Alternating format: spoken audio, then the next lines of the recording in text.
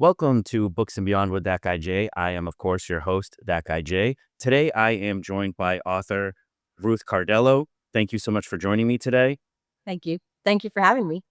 I try to start and be consistent and ask every guest the same first question. So, what are you currently reading? Okay, so this week I am reading all educational material because I homeschool my daughter. So I Okay. read a lot of history, a lot of math workbooks. So technically, that's where I am as I prep for the school year. But outside of that, I read a lot of very light billionaire romance. So Okay. Similar to some of the stuff you write. yes, like J.S. Scott, Melody Ann, anything by like Jennifer Probst, or I like even like Lucy Score and it's just kind of the happy romances, I guess. Okay. And for those who aren't familiar, I know that a lot of my book talk friends are. That's how I heard about you. That's how you ended up on my radar. But Ruth is a New York Times and USA Today best-selling author of over 50 books, if I remember correctly. That's incredible. Now, I got into your universe through a book called Forked. Yes. It was Yes. recommended to me by a friend named Raven on Book Talk. She used to do reading sprints, in her back deck last year, and she loved to read what she called unhinged romance books, and she can zip through them. And so, about 6 months later, I recommended that to my little online book club from Book Talk, and one of my friends in the group, Davia, absolutely fell in love with it, and she's read a bunch of your books. That And I whole know group is amazing. Everyone I've met from that group has been amazing.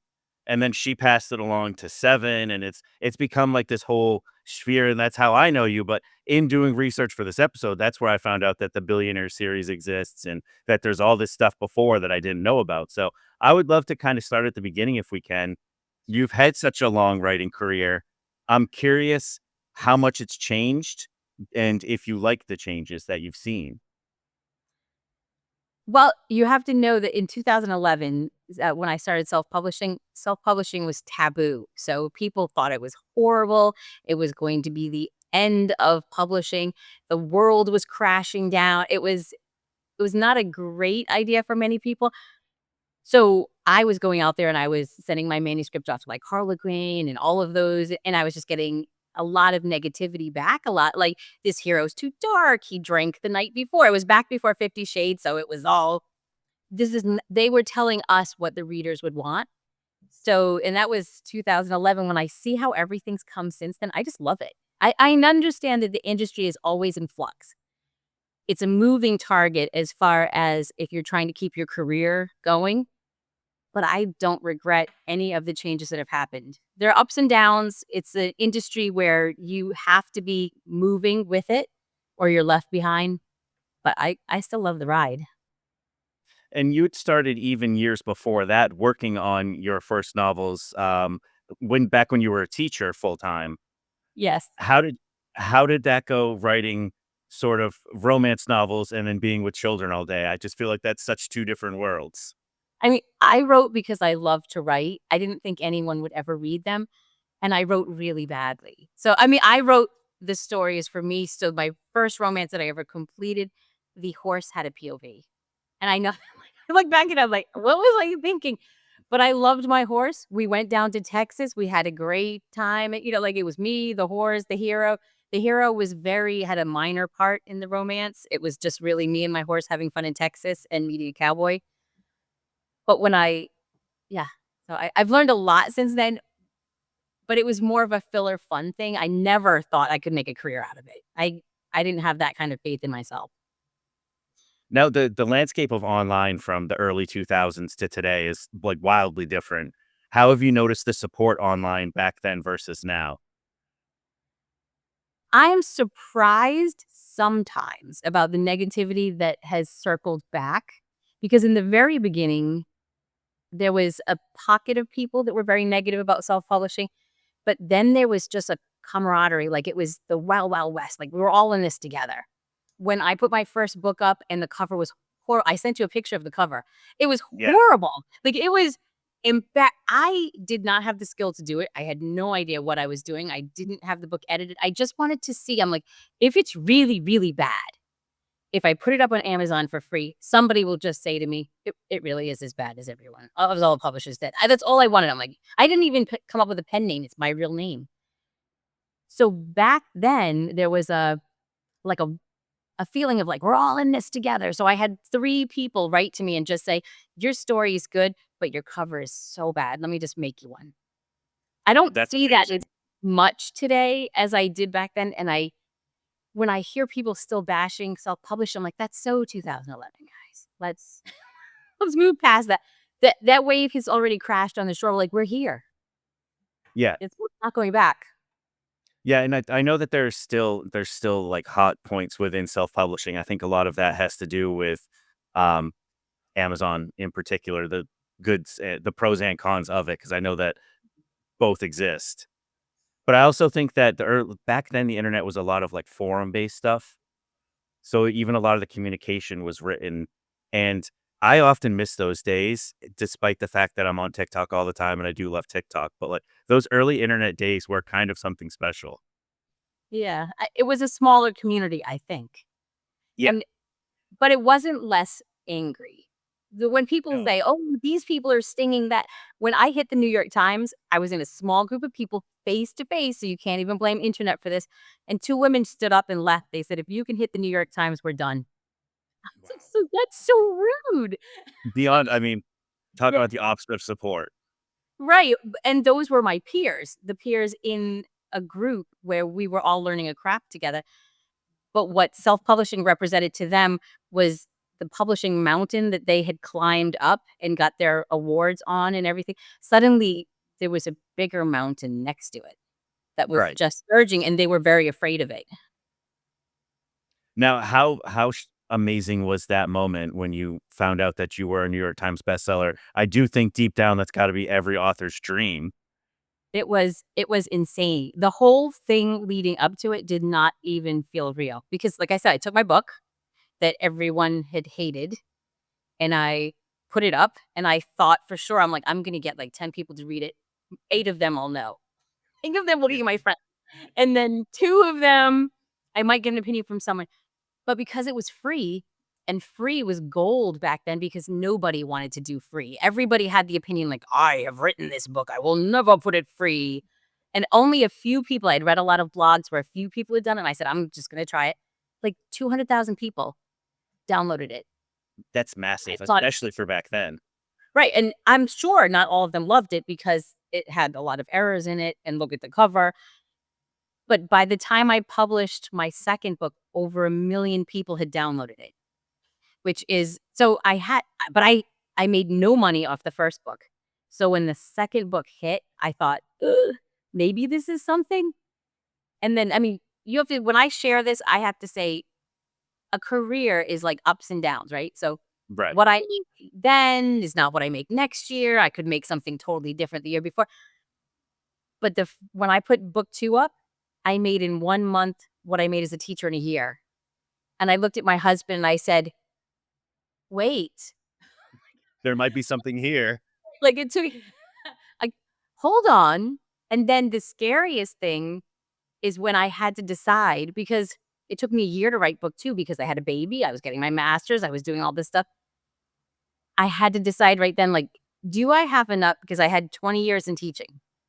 Do I have enough faith in myself to leave behind the security of that and write a book in a couple months? Like, to give it so I had to sit down with my husband, I'm like, "Well, we could fail, but maybe we could win."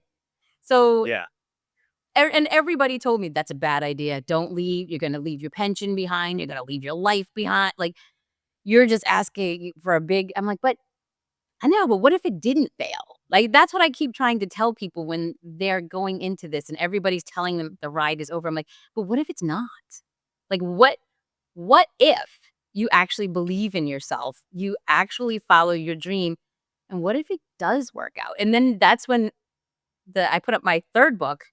By that time, I had the momentum of maybe 2,000,000 downloads or something like that for the free book, and then the 2nd book was paying my bills.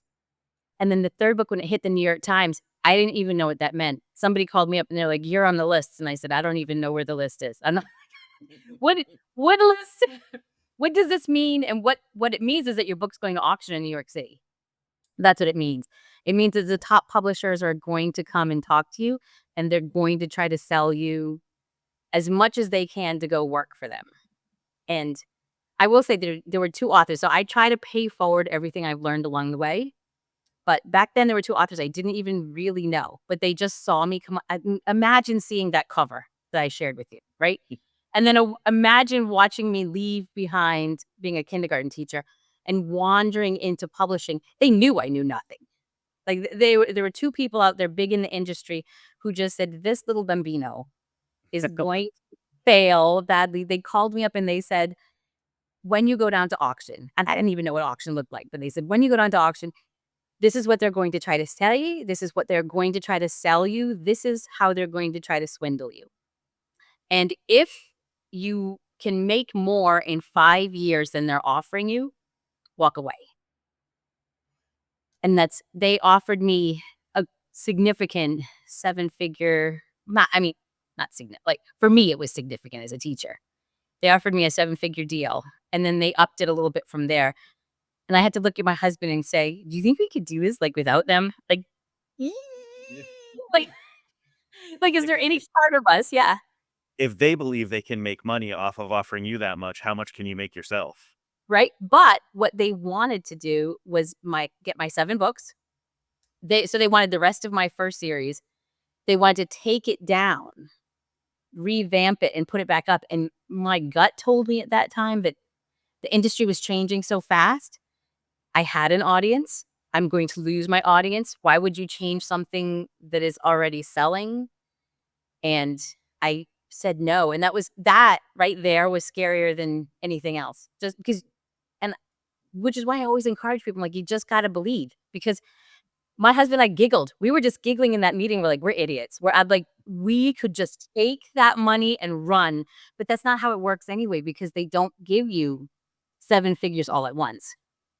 No, And and that there's advances and earn back and so many get the authors. royalties and Yes, so many authors who took that deal disappeared afterwards because you don't actually know when you earn out. I know that that sounds bad, but you don't know, and they tell you when you earn out, but do they? You're like, I like the control of my own sales.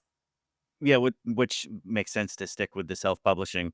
I do think one thing that I found super interesting about book talk is just being a reader. I knew nothing about any of this, and there's been some indie authors I've seen that have since gotten published, and they go into it's like people ask how much you're getting paid, and they're like, hard to answer. I get a quarterly check, and I don't understand the formula for what it'll be. Like, You don't. I mean, I just assume they're stealing some of it from me. Like, yeah, and then I just go in with it, and I just go with the gratitude. I'm like, Maybe that's the wrong way to look at it, but like I said, sales come, sales go. Some years you're amazed. Some years you're like, is this right over? Like, just tell me, do I have to go get a job again? it, But it's an no, we're amazing ride. with the early days of writing before you even put one out. Did you have stories that you wrote and they just stayed on a hard drive somewhere? Yeah. Yes, I Are did. there a lot of those? Because I found it interesting to talk to some authors. Like I spoke to some, they're like, "Yeah, I probably wrote like 11 before I decided anything was good." I wrote in between. You remember that cowboy book that was horrible?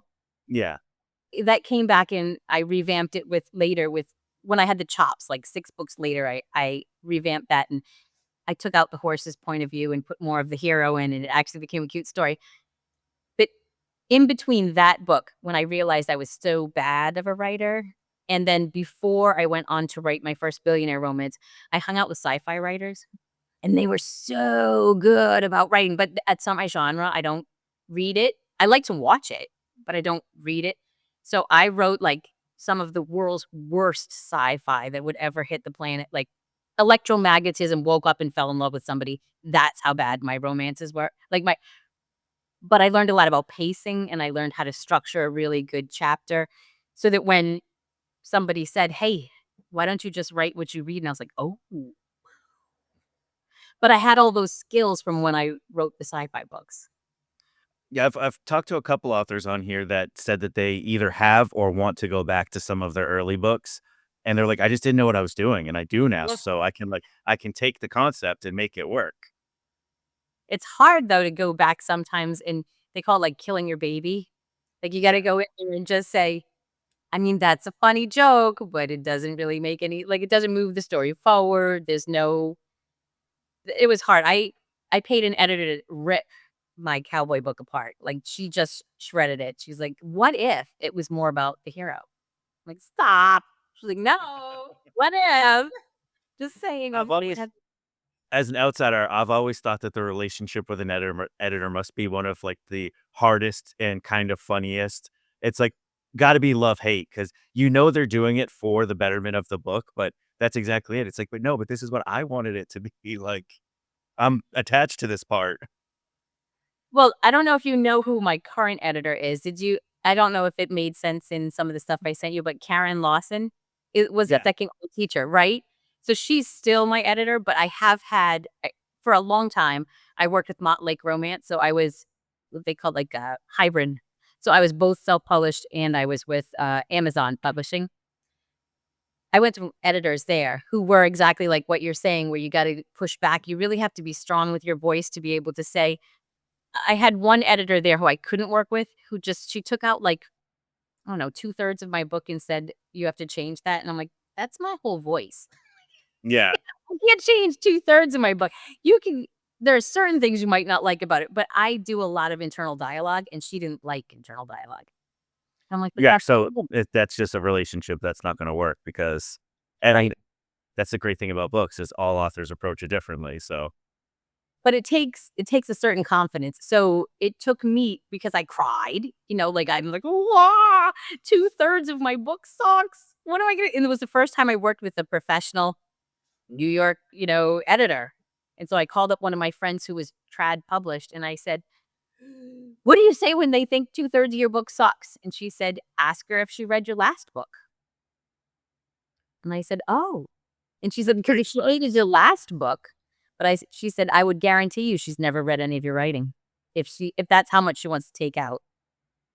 She said, "You have to have what I talked to you about, the confidence. Like you have to believe in your voice enough to push back." So it was really scary for me because I had a second grade teacher as my editor, which is wonderful. But imagine going from that editor to like a professional editor. right. And I just assumed she would be better. I just assumed like, "Oh, all the knowledge is going to be filtered down into my head and I will grow as an author." And then that person says, take out like 2/3 of your book. And I was like, no. Well, on one hand, she probably was better, but the thing that she was better at is making it how the publishers want it. Because publishers do want a certain product because they're very convinced of what will sell. And I think Yeah. from what I've seen on Book Talk at least, indie authors are now able to find their audience even better. And there's people for every niche. Like truly. I've learned that in the last 2 years. And I've read so many genres I never anticipated reading, thanks Mm. to friends on Book Talk. And it's I think I'm hoping this is just for what I see, but it seems like it's getting easier for indie authors to have confidence in their voice and not get bullied around so much by big publishers and big publisher editors. And you have to find your footing with it because those editors will make you better. They will make your writing tighter. They're going to show you how to write a more a more polished story. What you can't let them do is kill your voice.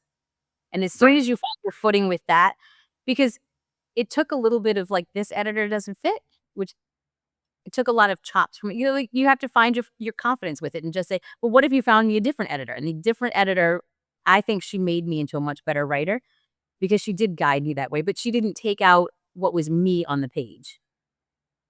And that's exactly what the readers were there for. So it's important that Yes. you had the wherewithal to know that.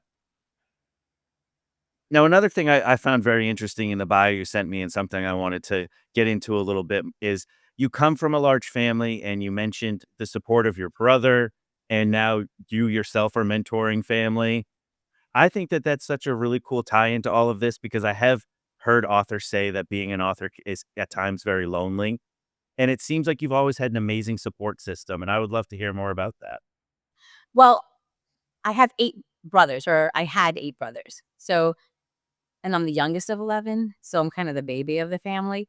So it was very nice to when I okay, so if you go back to before my brother was helping me, you have to understand that I wrote that horrible story, but I went online. I didn't have an in-person group, and I went online. I took that story, and I went to a critique group. And the critique group, you would hope, would give you guidance. A really good critique group would have looked at what I did and said, okay, what we're seeing here is head hopping. And doing that is confusing the reader. So if you, I met a wonderful author who just said, put one POV in red, the other one in blue, and you'll never confuse the two. Like you will see exactly where you're going back for. That would have made sense to me. The first group I joined told me that my writing was so bad, it made this woman bash her head on the wall. And I said, oh, I said, like, there's no growth in there. I said, "Maybe you should stop reading my story. I don't know what to tell you." But that is enough to shut a person down. And I took Oh, that to my absolutely. brother and I said, "I don't I mean, I will write for me, but I will probably never show another person that." And he just found this local writers group and he said, "What if you went to that?" And I said, "There is no way in hell I am ever showing my writing to anyone again. It makes people bash their heads on the wall. It's that bad." And he said, "I'll just go with you. And you will sit down there, and if somebody is really talking to you like that, we'll just go and have lunch. What if we do that?" And I said, Okay, like, we'll go." And I sat down next to I didn't know this at the time, but it was a critique day, so everybody brought in, like, 3 pages of their story, and I didn't know anybody who was in there, and there were 2 people sitting down at a table, and all the other tables were kind of full, so I sat down there, and I had my little piece of paper that I was gonna show my writing that I knew sucked. And then we introduced ourselves in the circle, and one was Annette Blair, who had already hit the New York Times, and the other one was Hannah Howell, who was also a New York Times bestseller, and I had my crappy little horse story. So mad. I was like, "Oh my god." But you know what they didn't do? And this is why you have to find the right people for your group if you are a lonely author. Do not accept those people that punch. They punch down, they try to step on you, they try to discard you. Surround yourself with people like those people that they read my writing and they said, "I see the issues, but I also see the promise. I can tell you what you're doing wrong and I can tell you what you're doing right." That's all I needed. I just needed somebody to say, "Hey, it's fixable. Your your issue in this is just your head hopping, and we can show you how not to do that." From from people that should have been like, "Oh my god, this is horrible." Those are the people really successful people don't punch down because they know how hard it was to get to where they are. And I think finding those people that will guide you the right way, that's gold. I run from anybody who you'll never see me on Book Talk talking bad about anybody. You won't see me in the drama. Because if you're out there putting down another author, I'm hiding from you. I don't have time for that. I want to see the people that when your sales are up, they'll celebrate you. And when your sales go down, they'll call you up and say, "Hey, I just saw this thing. I don't know if it would work, but maybe you should try this." That's your team. Those are the people that you hold close. Yeah, you want someone that'll congratulate you at the top and lift you up at the bottom. But I think the Those difference in what you just described there is those authors were already successful, and they knew what critique was supposed to look like because I'm sure they had gotten it before too, and it's not a critique if you're just insulting it. That's just being mean. right. So, but there are people out there that will look at writing and just say, even in a freshly published self-pub book, they'll come across something and they'll say, "Well, this is horrible writing," and they'll just write about how horrible it is. The best people that I found, because I okay, I once put out a book so fast that I meant to say that she held her purse to her lap, but I accidentally said she held a person to her lap. But if you want to know the kind of people that you wanna keep in your life, I could have been really bashed online for that because I was popular enough that enough people would have laughed at that, but my DM filled up with a bunch of really kind people who just said, "Did you really mean person?" We're thinking we could go back there and change that to person. Those readers are also gold. Like, those are the people that became, like, my street team, and every time I would go to a book signing, I would take those people out to lunch. Like, however many of my I call them my roadies, however many of my roadies were there because they're kind. Those are Yeah. the kind of people that you want to gather around you. I'm sure. Like, I used to have this is one woman I've never taken out to dinner. There was one woman, every book I published, she would write me like 5 paragraphs of how much she hated my writing. I never understood why she read the next one. It was always confusing to me because I'm like, "Okay." And around book 5, she just stopped writing to me, and I wanted to write I've never answered her, but I wanted to write to her and just see if she was okay. Because 'cause I'm like, "I put out another book and you didn't finish it." But yeah, I don't know, so Now, how have you found the book talk community overall? It's somewhere that I've found a ton of community overall. Something that I was lacking in my personal life. It's been an amazing experience for me, but I imagine that as an author, it can be tricky because you're trying to create friendships, but also you're also at the end of the day, you're kind of there to promote as well. So you have to do a little of both. it's it's hard because I'm old. I'm 57.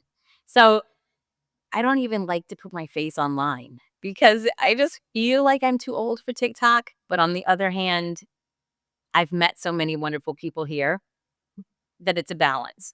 So, I'm more comfortable on Facebook only probably because some of the people I've been since, like, 2011 published, some of those people have been with me since day 1. So we have Yeah. community there. When I come here, I'm reintroducing myself to everyone, and it's weird to go on so many feeds of people that don't know me, and I don't know. Authors, I don't know if you're like this, but I'm online more shy than I am, like, outgoing online. Like, I would I would rather sit down with someone and have a coffee than put my face online every day, but, like, I don't know what's funny. I'm just It, trying to do the best I can here. it took me years of just watching on Book Talk before I made my first video. I was like, I never thought that I was going to put my face on the internet. Yeah. And then here I am with a podcast weekly where I sit down for about an hour a week and just talk to everybody. Are you getting more comfortable with it? I am. I think the podcast has actually helped a lot because it's longer form and I can't do 5 retakes in a row real quick. And there's so much of it that it's harder for me to nitpick every little thing. Yeah. Like I've reshot TikToks before because I noticed my mustache was like up on this side. I noticed it in a podcast episode once too, and it's like, you know what? No one else noticed. So Right. maybe it's okay to overlook myself a little bit and just kind of lean into it, and that's what I've been really trying lately on TikTok to just be more authentic because I do think that I'm funnier in person, and I think I talk a little different on the podcast even than on TikTok. I think on TikTok I get stuck in the like little segments of like you record for 2 seconds and then take a breath and record again, and I Yeah. try not to do that as much anymore either. I did see recently, and I found this to be so true that on other social media platforms, like especially Instagram or Facebook, you create content for people that follow you. So you Mhm. create for an audience. And on TikTok, you just create content for the masses because Yes. no matter how many followers you have, more people who don't follow you are going to see it than your followers. So they put it on FYPs more than they put it on your followers feed, which seems like a weird approach, but I guess it works because they're super popular. Yeah, so I guess you have to introduce yourself every time and just say, "Hey, I'm Yeah, the." a little bit it seems like. You have to kind of like, whereas if someone is following you for a specific reason, if you make something random, they'll just be like, okay, that one's not for me. But if it's someone who only reads books and then I also make content about watches, and it's like, so if a watch person sees all my book, they're just scrolling by. They would never even think to follow me. So it's like Yeah. it's this weird balance you have to find on TikTok. I can't stop posting about my animals. I tell myself not to. Well, They're everybody just loves animals, so that's okay. but, like, they do something funny, and I'm like, "I wanna share that more than I wanna put my face on." Yeah, I tried voiceovers at first. Like I did everything I could to avoid the putting my face on Me t camera. I even tried what is it, that Jen it's the new the one where you make an avatar. I made an Yeah. avatar of myself because I thought that how easy would that be? It can just talk as that it didn't sound anything like me. Yeah. So, like I'm not gonna use that. It's tough, but I do think in general that the book talk community in particular is one of the more positive online communities I've ever been a part of. Hmm. Because like my background is like back on the forum days. I was in my early 20s back then, and I was heavily into like modified cars. Okay. And it was like one of the most toxic online corners of the internet I've ever been on. It was funny at the time, but it was like it came to real life blows at times. And it's like this probably isn't healthy. And then now on Book Talk, I've at least in the corner that I've ended up on, everyone is so supportive, everyone is so encouraging, and everyone seems to be very accepting of all of our differences.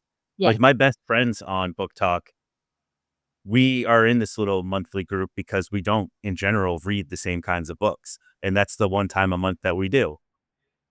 And we've all had to read new types of books because of it, which some of us liked them, some of us didn't, but it's fun. And it Yeah. introduces us all to new genres. Before last year, I wasn't a romance reader at all. I think back in the very early 2000s, I've read 2 Nicholas Sparks books because everybody was reading them. But Right. up until, like, a year and a half ago, that was my total experience with romance. That's all I knew. And I've since tried all different versions of romance and learned how many subgenres there are, and it's cool to see people find their niche So for what's whatever it may be. your favorite genre of romance? Like, what are you on the darker side? Do you like what where do you fall in? What's your addiction? I liked, When We Had Forever by Shaylin Gandhi. I don't know, she calls them angsty kissing books, and that Okay. after I read it, I was like, "Yeah, you're right." I enjoyed Forked a lot. I thought that there was just enough silliness in that to, like, really make it fun, Yeah. and Emily Henry's nice too, but it's a little bit like a little bit too Hallmarky at times. But I find myself kind of on the sillier side, like Butcher and Blackbird was a lot of fun because it's slightly ridiculous, but I think the one thing I've learned is that light or dark, I like fun banter. Yeah. I think that cute relationships built over time with banter is a lot of fun. Yeah. I like to be happy at the end of a romance. So the reason why I wrote Forked was because I came across Unhinged by Vera Valentine, and I it was so ridiculous, I just laughed. And Yep. I was laughing later, and, like, I was telling people about it, I'm like, "It was the most ridiculous book I read," but it was cute, and it just hit me during a year when I needed to laugh. Just so you know, writing silverware romance is not the way to make your most amount of money. It is pretty niche, but I've gotten it was recommended to me by Raven, and I know she recommended it to a bunch of people, and everyone I've recommended it to has enjoyed it. And it really is just fun, and it has created its own little corner on Book Talk now, where you've even like, it found its way through Davia to 7, who I think you're actually now helping out a little bit and mentoring a little bit in terms of her developing her writing skills. I loved that she wrote Scissored. I had actually haven't gotten a chance to read it yet. It's on my list. I need to get to it. She's incredibly supportive and has her own little cool community that she's Yeah. built. But it was really cool to see when she said she was gonna write it, and then And then you she just did. yeah, Like, that's the amazing thing. That's how it all works. You just do it. but then seeing how supportive you were was, like, really awesome to see. I really enjoyed how Mhm. quickly that all developed, and Yeah. how do you enjoy because you also said that you mentor, I believe it was your niece and your sister? So they've branched off now into their own worlds, but I wrote one the Barrington Billionaire world was one that I welcomed them into because, it's kinda scary when you have a career and then you're including other people in. But what I had at that time was I had visibility, even so much more so than I have now. I don't have the kind of visibility that I used to have just because the market has just grown so much. But at that time, I was like, "Okay, the door is open.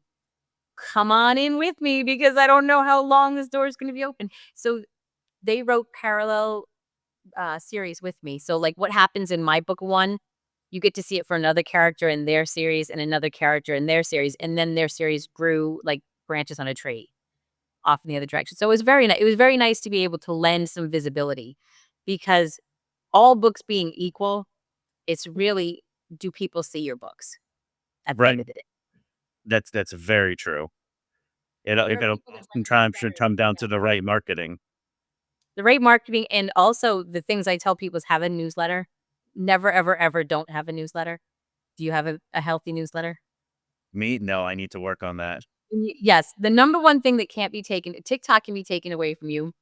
Yes. Sales on Amazon can be taken away, your books, but what they can't take from you is your newsletter, and your newsletter is your connection to people that cared enough to want to follow you, and those are it's a nice relationship, it's different, but it's a very solid place. If you're giving them something of quality, if you're just spamming them, then it's not worthwhile. Yeah, I have it's funny too because I subscribe to a ton of newsletters, and now that you say that, I can immediately think of the ones that I just delete without reading and the ones that I actually read. And it's the ones that I get less often where I'm like, "Oh, I haven't seen them in a while. What's going on?" And then there's some that I get daily and I'm like, "This is kind of the same as yesterday's." And sometimes I don't have to open your newsletter, sometimes just the header. I follow some authors that it just comes in my mailbox and I just see, "Oh, their latest book is out. Okay, I'll go get it." I don't have to necessarily go into their newsletter, click on it, and then go. Sometimes it's just enough to get me thinking, "Oh, wow, I didn't know they added to that series," and then I'll go I have got some an next. email like that this morning. I'm deep into a sci-fi series by an author named John Scalzi. And I got an email from him that it was like, "Oh, you can pre-order, I think it might be book 6 or 7." And I was like, "I didn't Mhm. even know that was coming out this year." So interesting. Did you click through the newsletter or did you just go off to buy it or I clicked on the newsletter and immediately went and added it to my Goodreads so that I don't okay. forget to order it when I get the chance. Yeah. So his call to action did work. It's just it'll be delayed until probably next month, but Yeah. So get your newsletter going. See? I I really do need to I started a Substack last year where I was gonna try and do that, but then now I've even read some things about Substack that make it seem like that could go away in certain aspects as well. So I definitely do need to look into that more though, because newsletters are something that I've seen multiple people carry across like different parts of their career where they'll make like a big shift from one thing to another and they can still take that audience with them because a lot of people are going to be there for them, not necessarily that they were talking about X versus Y. I'm very protective of my newsletter where some people do all kinds of things. I also don't cut anybody out of my newsletter. I'm not a big I probably should because people have unless it's binging back to me, I don't take somebody off the newsletter. But I have a good open rate. So I figure I don't know. I'm not a great newsletter person. I just know the importance of it. I try to keep to the promise that I told them. I told them I wouldn't spam them. I try to give them all if it's not content that is adding to them, like if it's not something that I think that I try to sit back and I'm like, what would my reader actually want from me? And if it doesn't hit that, and I don't do it. And I think that probably helps you a lot too, is because you do come off as very authentic, and I think that you do care about your audience, and it shows. And I think a lot of people in today's world don't. They just want the audience. They don't necessarily care about them. I like that social media has taken away that wall between the reader. Sometimes it's scary, but I can I imagine. don't know if it's I don't know if it's the romances that I write that brings really nice people into my realm, or if maybe I don't, or I'm just very incredibly lucky because I've never had the stalkers. I've never had the the people that really want you to fail come after. I used to have the worst people that would come for me sometimes were other authors, and isn't that a shame?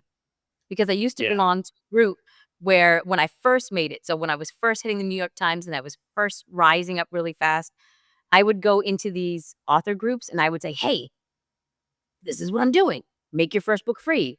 Go do this.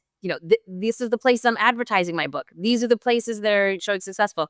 I can show you where I'm stacking my ads so that it comes back and has results right here." And then almost every time after that, my Amazon would be like 1 star, 1 star, 1 star, 1 star. And I didn't make the connection right away. And I thought, wait a second. And I started to do it as like a little test. And oh my God, they would hit me on Goodreads. They would hit me like, who's doing, like, why would you do that? Why don't you just say you're not interested? No, exactly. I get 1 stars on Goodreads sometimes before I write a book. Look, I'll Yeah, put the I've cover. never understood that either. I've seen authors get, review bombed, and it's like, it's not even available for pre-order yet, like, ARCs are out, like, there can't be that many ARCs, they don't have the budget for it, they're an indie author. I wrote to Goodreads once and I said, "I'm not done the book yet." Like, it could be good. Yeah. There's still time. And what they told me was that that's just a reader who wants to remember that they won't like it. And I said, "Okay." I mean, I'm pretty sure there's other ways of going about that. yeah, you could just not follow me maybe and just do that, but yeah. I don't think I've ever left a one-star review for a book ever. I've barely ever left below 3 stars, and that it's like, I don't wanna toot my own horn too much, but in 41 years of life, I've figured out which books I like. So, it's like, most of the time when I pick up a book, it's probably gonna be pretty good. Even if it's not the most amazing book I've ever read, there's a strong chance I'm gonna like it. And Book Talk has helped with that too, because I have found Mhm. people that have similar taste, and if they say they Right. loved it, it's like, at a minimum, I'll probably enjoy this a lot. But it I also don't seems like care. some people some people want to overanalyze, and I think there are some people that just want to be unhappy Yeah. in all aspects of life. What's the saying is, like, you can be the best tasting peach on the tree, but some people just don't like peaches? Yeah, So and that's a great way to think about it, because that's just the reality of the world. It's just like every book isn't for everybody. Like, I've brought this up a few times on the podcast, but I DNF'd a book this year that's beloved by most, and a lot of people were shocked, but most people were like, "Oh, that's a bummer that one didn't work for you because I loved it." And it's like, because everybody's different. I also tell new authors, if you're not getting bad reviews, you're not being read enough because it has to it's just painful. You are going to get bad reviews as soon as you start sharing something, and that's okay. I read my reviews. Some people say they don't. I read them just to see if there's a pattern. I Yeah, want see, to know. that's smart too. You don't have to read every single one of them and take it to heart, but you can notice Yeah. trends. You're not gonna make everybody happy, but if they all say, "Why did she push him off the cliff?" And I'm like, "Oh, I don't know. Why? Maybe I shouldn't just kill a character in the middle." Like, But it's like, so I had an author on last month. He just had his debut novel come out. He's a fantasy writer. His name's Evan Lycum, and I thought he had such a healthy approach to this too, where he was like, I've read some of my one-star reviews, and he's like, I might even agree with some of what they said. And he's like, I've seen people that DNF'd my book, and he's like, you know what? Thank you. He was like, yeah. 12,000 new books come out every day, and you took time out to read 75 pages of mine. I appreciate that. Yeah. When you think back I mean, when I think back to how I would just beg my friends to read a romance anyway, like, it was like, "Look, I wrote this book. Could you please read it?" Just to go from that to know that anybody is voluntarily reading who's not related to me, my books, is amazing. Yeah. And then you get the people that come back and just say, like, "I read it to my mom when she was in hospice, and it just made us both happy," or "I got through this," or "I got through that," and then I'm like, "You know what?" Because I'm not the kind of romance. I'll give you an example. I went to, like, a was it, um it's a dark romance one, but it's also, um anyway, I went to a book signing that they didn't know who I was. So I was sandwiched between 2 authors that they really knew who they were because they had both, like, skyrocketed, and then it was me. So it was interesting to put me on the panel where they were like, "And you are," and it wasn't until I started listing my books that they said, "Oh, I read that one. Oh, I'm looking at my Kindle. I read this one. Oh, I read that one." And it's okay to be, like, the palate cleanser is probably what I read a lot. I hear, like, they'll read a really moving book that tore their soul apart, and then they'll come back to my books to kind of remember that humanity is okay, and then they'll go back into that book. So my book isn't necessarily the one that they take to lunch and they say, "Everybody has to read this book," but I am the one that stops them from crying at night. So, I'm okay with that. Like, I'm like, And, even in life, there's times where you need to watch a silly, goofy slapstick comedy right? because you had a bad day and you wanna laugh. It's like, Yeah. Adam Sandler movies are not the greatest written movies of all time, but they make most people laugh, and they're popular for a reason because Sometimes you just need that. You know when you're going into a romance that they're going to end up together. So Yeah, I've got that usually. promise. And then with my brand, you just know you're going to laugh, maybe cry a little bit, but nothing too bad is gonna happen. And hopefully I make it interesting and hilarious and warm. And then I like to leave you feeling like everything's gonna be okay. Like You it's not the end you of the world. definitely did in what I've read with Forked. I was expecting when my friend Raven said it was unhinged, I was expecting more unhinged, and I had just recently read an unhinged book. I think it was called The Dragon's Bride by Okay. Haiti Roberts. That book was off the wall, and I was like, "What am I getting myself into now with utensils?" And then I got, like, halfway through, and I was like, "This is just a cutesy rom-com, like, this is Yeah. really fun." It's essentially my voice. The only thing is it was pushing the boundaries of what my regular readers if you've never read me before and you read the utensil romances, then it was funny. But if you it was interesting to watch people my age reading and they're like, "Do I?" Like, "Am I trying to" and then I have all these people writing to me saying, "You have changed the way I look at silverware now." Like, they'll see a fork on the road or something like that. "I can't pick that up. I can't not pick that up. What should I do with that fork?" Or like, "Now I have some weird kind of fork obsession." I'm like, "I'm sorry. Like, I don't know." But that whole series just made me happy. That series it took me a year to write that series, which is crazy because I write so much faster than that, and they're really novellas. But it kept me writing, and I laughed my way through every one of those books, so But, I think everyone that is enjoying them is laughing their way through them too at the right way and the right points because it is just it's such a silly concept, but then it's like, you know what?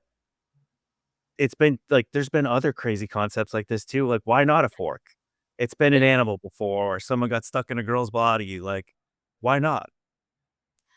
I wrote the one that I wrote after that that is also not gonna be a blockbuster, unless someday it becomes a movie, who knows, is better than doom scrolling, and I wrote it because I'm so I homeschool, and so I teach these little class I'm teaching an AI class, so I really wanted to know about AI, and I did it, like, a year ago. I really got into, like, how ChatGPT could be your friend. Like, we were just chatting about it was so sticky. ChatGPT was so sticky and so glazy, like, I didn't I didn't know anything about I did not understand AI when I was writing the book. So the writer in me just said, "Oh, let me take all of my stupid things and put it in a book, but then just make it a big hair story." So because ChatGPT made me convinced that I could maybe bring it alive. And I was like, "What if a character thought that she could bring AI alive?" And then, I sent in like somebody to stop her and all this stuff. And I'm like, "Hey, there's your romance." But that probably also went like right over my regular readers. They like my billionaires. Yeah, that I could see that being something that becomes a movie. Now, have you ever been approached about any of your books becoming a show or a movie or anything like that? Mm. I think because mine are so Harlequin romancy kind of thing, like they're not in general, I think. I don't know. Maybe I would love one to be a movie. Can you imagine? Okay, I will tell you this and maybe everyone's going to hate me for this.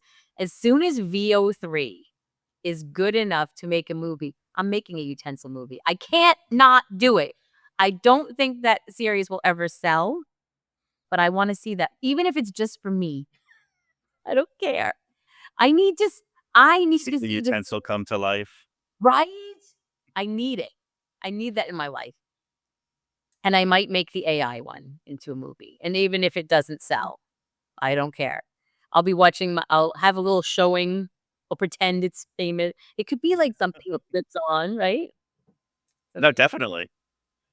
Yeah. But the technology is not there yet, but I will do that. No, it's definitely yeah, it's not there quite yet. Mm.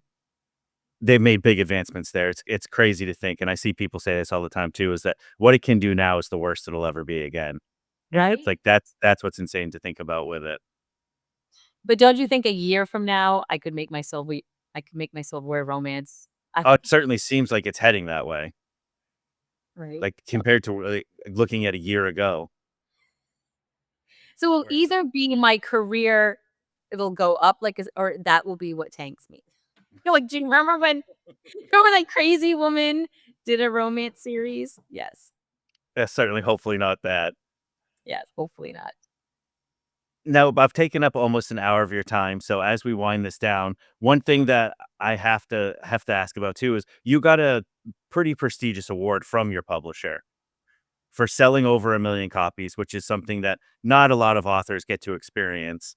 What was it like to get that kind of recognition from a traditional publisher when you kind of had a rocky start with publishers and the idea of publishing? I think it was validation to be able to, and not that you need to be validated by anyone, but it was to me something I could put on the shelf to just say, "You know those 2 people that walked out when they said I was going to be the end of all publishing books? What you learn in your self-pubbed is marketable." Everything that we do, I think having that just showed me that the journey, and I hope that other authors who are out there doing it on their own, is just as valuable as what you would see in the trad. Like, they're very structured, and they have their opinions, and they have their hierarchy, but never underestimate the value of building a reader base, of writing a really good story, of perseverance. Because when I went to Montlake, they asked me a lot of the questions that I would ask myself, like, "How are you gonna promote this book?" People who go into publishing thinking that, "Oh, if I get a publisher, they're gonna do everything for me," I think are way behind. Maybe that was, I don't know, in the 1900s. Right now, they wanna know, like, do you have an audience? Do you have a connection to your audience? Are you How are you going to build your audience? And I think that that award, for me, just showed me that, like, I can sell on my own or I can sell with you, but I know how to market. And when I say that, that doesn't mean that I could teach a marketing class today because it's a moving target. Yeah, Anybody who says they know everything, I think they're lying. I'm the same way. It's just like I see a lot of people in the bro finance space on TikTok that are not old enough to be experts at all, but yet they somehow have a course that'll teach you how to be an expert. It's Right? like it doesn't quite work like that, but I could do a workshop with other authors where we all sat down and said, "This is what's working for me. This is what not is not working." But I don't think I could teach a class and say, "Do this," because every right. single day I see somebody doing something different and it's working.